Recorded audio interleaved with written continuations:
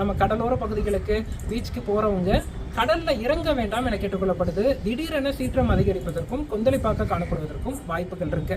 காவிரி படுகை மாவட்டங்களை பொறுத்தளவிற்கு அக்டோபர் 28 முதல் வறண்ட வானிலை என்பது திரும்பும். அந்த வறண்ட வானிலையை பயன்படுத்தி நீங்க அனைத்து விதமான வேளாண்மை பணிகளையும் முடிக்கலாம். குறிப்பா அறுவடை விவசாயிகள் இம்மாத இறுதிக்குள்ளாக அறுவடை பணிகளை மொத்தமாக முடிப்பதற்கு ஏற்ற வானிலை என்பது காவிரி படுகை மாவட்டங்கள்ல திரும்புது.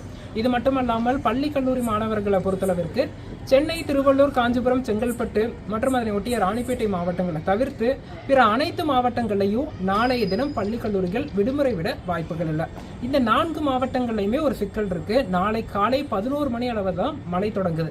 அதன் காரணமா விடுமுறை விடப்படுமா அல்லது பள்ளிகள் இயங்குமா என்பது மாவட்ட ஆட்சியர்கள் நாளை எடுக்கும் முடிவை பொறுத்ததான் அமையும்.